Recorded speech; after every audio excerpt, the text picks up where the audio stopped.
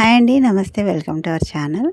Stitching video upload చేస్తున్నానండి. Cutting video చూసిన వాళ్ళు ఈజీగా స్టిచ్చింగ్ ఎలాగనేది వీడియో చూసి నేర్చుకోవచ్చు. ఇప్పుడు బ్యాక్ పార్ట్ నెక్ మనం ఆల్రెడీ మార్క్ పెట్టుకొని ఉన్నాం కదా. కటింగ్ చేసేటప్పుడు ఎక్కడ మార్క్ పెట్టుకున్నామో దాని సెంటర్లో లైనింగ్ అండ్ మెయిన్ క్లాత్ కలిపి స్టిచ్ చేసిన తర్వాత సెంటర్లో ఒక స్టిచ్ వేసాను కదలకుండా ఉండడానికి. ఇప్పుడు నెక్ మార్క్ ప్రకారంగా నెక్ని కట్ చేసుకొని దాని చుట్టూ కదలకుండా ఒక స్టిచ్ అయితే వేసేస్తున్నా. దీనికి ఇప్పుడు 1.5 క్రాస్గా ఉన్న పీస్ని తీసుకొని 1.5 ఇంచ్ వెడల్పులో ఉన్న క్రాస్ పీస్ని ఇలా ఫోల్డ్ చేసి నెక్ చుట్టూ స్టిచ్చింగ్ వేసేయడమే. వేసిన తర్వాత దాన్ని కట్స్ పెట్టుకోవాలన్నమాట.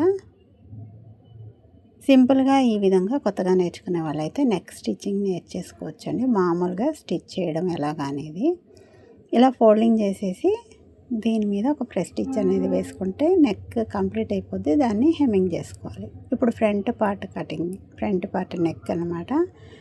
నెక్కి ఆల్రెడీ ఇక్కడ ఇచ్చి ఉన్నారు కదా నెక్ షేపు. ఇప్పుడు మనం పెట్టిన మార్క్కి దీనికి అయితే తేడా ఉంది. ఎంతవరకు ఎక్కువ ఉందో దాన్ని మనం మార్క్ చేసుకొని ఇలాగ క్రాస్గా ఒక స్టిచ్ వేసేసుకుంటే మనం షోల్డర్స్ దగ్గర మనం పెట్టిన మార్క్ ఈ నెక్ మార్క్ సరిపోతుందన్నమాట. ఇప్పుడు నెక్ని నార్మల్గా నేను టర్న్ చేసేయాలని అనుకుంటున్నాను, కానీ స్టిప్గా ఉండాలి అంటే బ్యాక్ సైడ్ ఒక క్యాన్వాస్ అండ్ లైనింగ్ పీస్ని అయితే అటాచ్ చేస్తున్నాను. ఓన్లీ క్యాన్వాస్ పెడితే తెల్లగా కనిపిస్తుంది లోపల నుంచి అని నేను ఒక క్లాత్ని మాత్రం వెనక సైడ్ వేసాను అనమాట. ఇప్పుడు canvas, lining and main cloth మూడింటిని కలిపి ఇలా కదలకుండా నెక్ చుట్టూ స్టిచ్ వేస్తున్నాను. ఇలా వేయడం వల్ల ఏంటంటే నెక్ అనేది మనకి స్టిప్గా కనిపిస్తుంది.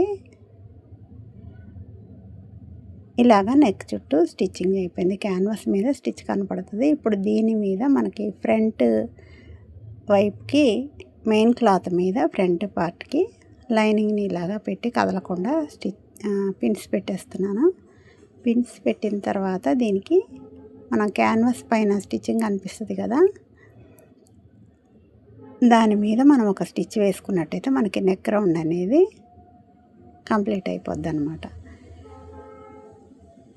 ఈ రకంగా ఈజీగా నెక్ అనేది స్టిచ్ చేయొచ్చు. ఎందుకంటే లోపల వైపుకి మనం ఫోల్డింగ్ చేసి క్లాత్ ఏం వేయడం లేదు, జస్ట్ క్లాత్ని టర్న్ చేయడానికి అనమాట. ఇది లోపల వైపు ఉంటుంది అంతే.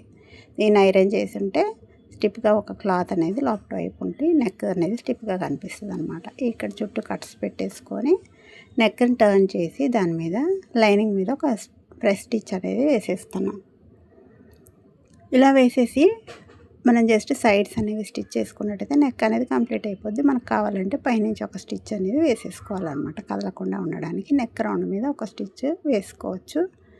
కానీ నేను ఇలా ఐరన్ చేసేసాను, అది కదలకుండా ఉంది.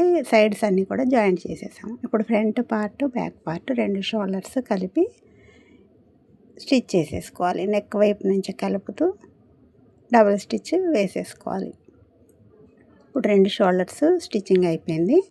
నెక్ వైపు ఇలాగ వచ్చింది. 2 నెక్కలు కూడా అయిపోయినాయి. ఇప్పుడు హ్యాండ్స్ స్టిచ్చింగ్. హ్యాండ్స్ మనం కట్ చేసినప్పుడు లో షేప్ తీయలేదు కదా, ఇప్పుడు లో షేప్ అనేది ఇక్కడ తీసేస్తున్నాను. ఒక 1/2 ఇంచ్ ఇలాగ హ్యాండ్ షేప్లో తీసేసుకోవాలి. పై వైపున పఫ్ వస్తుంది కదా, చిన్న ప్లీట్స్ 3 పెడతాను.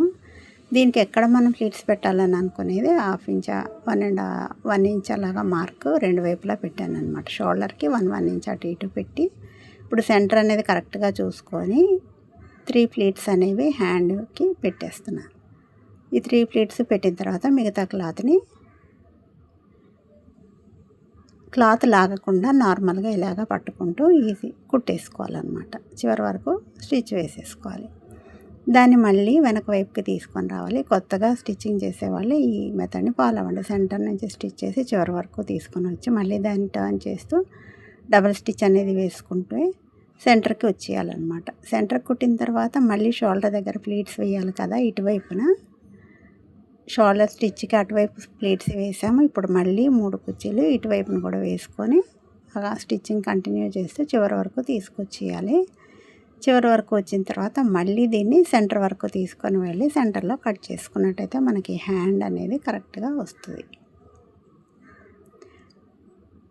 ఇలా స్టిచ్చింగ్ చేసేసిన తర్వాత హ్యాండ్ స్టిచ్చింగ్ రెండో వైపు కూడా ఇదే విధంగా చేయాలి. పఫ్ అనేది ఈ విధంగా వస్తుంది అనమాట. ఇప్పుడు సైడ్ స్టిచ్చింగ్స్ 2 హ్యాండ్స్ అయిపోయినాయి. సైడ్ స్టిచ్చింగ్ అనేది వేసుకోవాలి. మనం మార్క్ చేసి ఉంచుకున్న ప్రకారం మన లూజ్ ప్రకారంగా డ్రెస్ కొలతకి మనం మార్క్ పెట్టుకొని ఉన్నాం కదా, దాని ప్రకారంగా అయితే స్టిచ్ వేసుకుంటూ సైడ్ ఓపెన్స్ వరకు స్టిచ్చింగ్ తీసుకొని వెళ్ళి మళ్ళీ రిటర్న్ తీసుకొని వచ్చేసి ఇక్కడ కట్ చేసేయాలి. ఇప్పుడు ఎక్స్ట్రా ఉన్న పీసెస్ అన్నీ కటింగ్ చేసేసుకున్నట్టయితే సైడ్ స్టిచ్చింగ్ కూడా కంప్లీట్ అయిపోతుంది. ఇప్పుడు సైడ్ స్టిచెస్ అయిపోయినాయి. ఇప్పుడు కింది వైపు ఫోల్డ్స్ వేయాలి కదా స్టిచ్చింగ్. ఇది కింద నుంచి ఇలా స్టార్ట్ చేసుకొని ఓపెన్ జాయింట్ వరకు వెళ్ళి అక్కడ కొత్తగా స్టిచ్ చేసే వాళ్ళకి కాస్త ఎగుడు దిగుడుగా వస్తూ ఉంటాయి. అది రాకుండా ఉండాలంటే ఈ మెథడ్ని కూడా ఫాలో అవ్వండి. ఇలాగా స్టిచ్ చేసుకుంటూ పై వైపు వరకు వెళ్ళిన తర్వాత సెంటర్ వరకు వెళ్ళాలి. ఎక్కడ జాయింట్ ఉంటుందో క్లాత్ అక్కడ వరకు స్టిచ్ చేసుకుంటూ వెళ్ళిన తర్వాత ఇప్పుడు ఇలా టర్న్ చేసుకొని సెంటర్ వరకు ఒక స్టిచ్ వేసి అక్కడ సూదిని కిందికి దించిన తర్వాత ఇక్కడ ముందు నుంచి కొంచెం ఎక్స్ట్రాగా ఫోల్డ్ చేసుకొని క్లాత్ని అనేది పైకి లాగాలన్నమాట. ఆ పై వైపుకి నేను ఎడం చేత్తో పైకి లాగాను క్లాత్ని. అలాగా లాగి పట్టుకొని ఇప్పుడు స్టిచ్ని యువతలకి తీసుకొని రావాలి. యువతలు తెచ్చిన తర్వాత మళ్ళీ ఫోల్డింగ్ అనేది యువతల వైపు ఫోల్డింగ్ కంటిన్యూ చేసుకుంటూ వెళ్ళాలి. ఇలా చేస్తే అక్కడ ఒగ్గు అనేది కుట్టిన తర్వాత పైకి ఎత్తి పెట్టడం అన్నది లేకుండా ఏ లైన్ డ్రెస్ సైడ్స్ నీట్గా అనేది కనిపిస్తుంది అనమాట. ఫినిషింగ్ చూడండి, మీకు చూపిస్తాను. ఇలాగ స్టిచ్చింగ్ అయితే నీట్గా వస్తుంది అనమాట. మనం ఐరన్ చేసుకున్నట్టయితే 2 వైపులా సమానంగా వస్తుంది. ఈ వీడియో కనుక మీకు నచ్చినట్టయితే తప్పకుండా ఒక లైక్ చేయండి. అవసరం అనిపించిన వాళ్ళకి ఈ వీడియోని షేర్ చేయండి. ఇలాంటి మరిన్ని వీడియోస్ కోసం నా ఛానల్ని సబ్స్క్రైబ్ చేసుకోండి. డ్రెస్ అవుట్ఫిట్ అయితే ఇలాగ వచ్చిందండి. మళ్ళీ నెక్స్ట్ వీడియోలో కలుద్దాం. థ్యాంక్స్.